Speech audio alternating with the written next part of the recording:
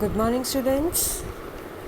You can see on your screen that today we will start our chapter from our main course book, The First Flight. Okay, lesson number 3 हमारा चल रहा था. उसकी 2 stories थी. First part था the first flight, जिसमें young seagull जो है कितना डरता है अपनी फ़र्स्ट फ्लाइट को लेने में, और कैसे लास्ट में जो है वो करेज करके कैसे भूख से पागल होकर वो अपनी फ़र्स्ट फ्लाइट ले लेता है, अपनी पहली उड़ान भरता है. अब सेकंड जो स्टोरी है द ब्लैक एरोप्लेन. सो इसमें एक पर्सन जो है, पायलट जो है, वो अपने घर जा रहा होता है वापस अपने फ़्लाइट के साथ. तो जैसे ही वो जा रहा होता है अचानक उसके साथ एक अजीब सा एक्सपीरियंस जो है वो होता है, और उसको खुद को पता नहीं है कि उसके साथ ऐसा क्यों हुआ, कैसे हुआ, कहाँ वो एकदम से चलता चलता कहाँ तक वो पहुँच गया. So let's start our second story the black aeroplane. The moon was coming up in the east behind me and stars were shining in the sky, clear sky above me. तो मून जो था बहुत east की तरफ चल रहा था और मेरे पीछे था, और स्टार्स जो थे वो चमक रहे थे, बिल्कुल साफ आसमान था. There wasn't a cloud in the sky. कोई बादल नहीं था आकाश में. I was happy to be alone here high up above the sleeping countryside. और मैं जो था बड़ा खुश हो रहा था कि नीचे सारी कंट्री जो है वो सोई पड़ी है और मैं ऊपर उड़ रहा हूँ उनके. I was flying my old Dakota aeroplane over France back to England. तो मैं अपना पुराना डेकोटा जो था एरोप्लेन चला रहा था, फ्रांस से मैं इंग्लैंड वापस जा रहा था. I was dreaming of my holiday and looking forward to being with my family. तो मैं जो था सपना ले रहा था कि कैसे मैं अपना हॉलीडे जो है वो स्पेंड करूँगा और अपनी फैमिली के साथ कैसे मैं टाइम स्पेंड करूँगा. I looked at my watch 1:30 in the morning. तो रात के हम बोल सकते हैं, वैसे तो वो नया दिन जो है वो रात को 12 बजे के बाद स्टार्ट हो जाता है, तो मॉर्निंग के 1 बजे थे, मतलब कि आधी रात के बाद 1 बजा था, 1:30 हुआ था time. I should call Paris control room I thought. तो मैंने सोचा कि मुझे पेरिस कंट्रोल रूम में जो है जल्दी ही मैं पहुंच जाऊंगा. As I look down past the nose of the aeroplane I saw the lights of big city in front of me. तो कहते बिल्कुल सामने, जब मैं अपने एरोप्लेन के बिल्कुल पास नोज, मतलब जो एरोप्लेन का बिल्कुल कोना है उसके सामने देखता हूँ, तो मैं देखता हूँ कि बड़ी सिटीज़ की लाइट्स जो है वो मेरे सामने थी. I switched on the radio and said Paris control Dakota DS-088 here. तो फिर मैं अपना रेडियो जो है वो ऑन करता हूँ और फिर पेरिस कंट्रोल रूम पर बोलता हूँ कि अपने आईडी जो है, अपने जो भी डायरेक्शंस हैं वो पूछने के लिए करता है. Can you hear me? I am on my way to England over. तो कहते कि आप मुझे सुन सकते हैं, मैं इंग्लैंड की तरफ जा रहा हूँ. The voice from the radio answered me immediately. तो रेडियो से जल्दी ही आंसर आता है. DS-088 I can hear you. You are to turn 12 degrees west now. DS-088 over. तो फिर वो उसको डायरेक्शंस मिलती हैं कि तुम्हें जो है 12 डिग्रीज वेस्ट की तरफ जो है वो मुड़ना है, और फिर वहाँ से बात ख़त्म होती है. I checked the map and compass, switched over to my second and last fuel tank and turned the Dakota 12 degrees west towards England. तो मैं मैप चेक करता हूँ, कंपास देखता हूँ अपनी, और फिर स्विच जो उसका सेकंड टैंक फ्यूल था उसकी तरफ जो है, मैं कहते 2 टैंक थे उसमें, एक टैंक ऑलमोस्ट फर्स्ट वाला जो था वो ख़त्म हो चुका था, सेकंड लास्ट ही था उसका फ्यूल टैंक, उसको चलाता हूँ और फिर तो अपनी डोकोटा को 12 डिग्री तक इंग्लैंड की तरफ को मैं टर्न करता हूँ. I will be in time for breakfast I thought. तो कहते कि मैं ब्रेकफास्ट के टाइम पर पहुँच जाऊँगा अपने घर. A good big English breakfast. Everything was going well. It was an easy flight.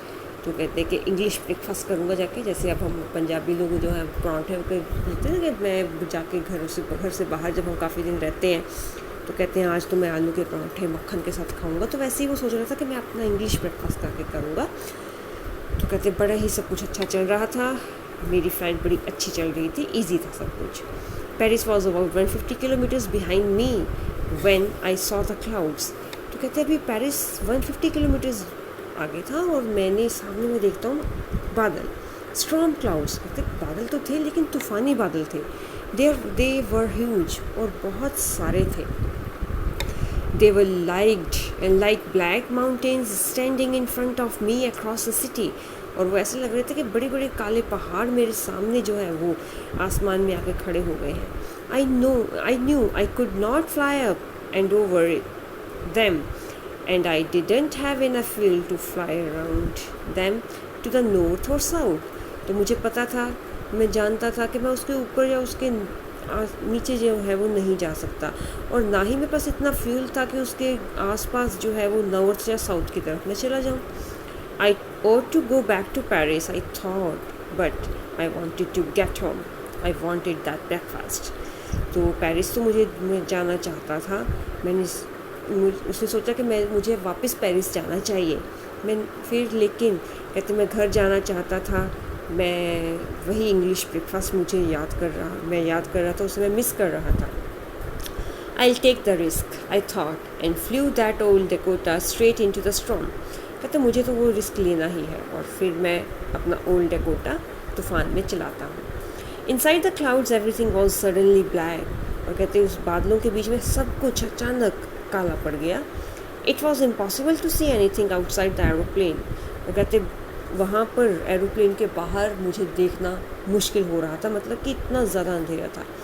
The old aeroplane jumped and twisted in the air. तो वो उछल रहा था, जंप कर रहा था, ट्विस्ट कर रहा था हवा में। I looked at the compass, और मैं कंपास देखता हूँ। I couldn't believe my eyes, the compass was turning round and round and round. तो मुझे कहते अपनी आंखों पर विश्वास ही नहीं हो रहा था कि जो कंपास है वो गोल गोल गोल गोल घूमे जा रही है, मतलब उसकी जो सुई है वो रुक ही नहीं रही थी। It was dead. तो कहते वो ख़राब हो चुकी थी। इट वुड नॉट वर्क, वो नहीं काम कर रही थी। The other instruments were suddenly dead too, और बाकी इंस्ट्रूमेंट्स भी ऑलमोस्ट ख़राब हो चुके थे, काम नहीं कर रहे थे। I tried the radio. कहते मैंने रेडियो कंट्रोल रूम में जो है कॉल करने की कोशिश की।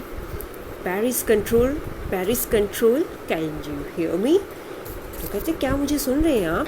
There was no answer, the radio was dead too. तो कहते कोई आंसर नहीं मुझे मिला, तो रेडियो भी ऑलमोस्ट डेड हो चुका था। I had no radio, no compass, and I couldn't see where I was. I was lost in the storm.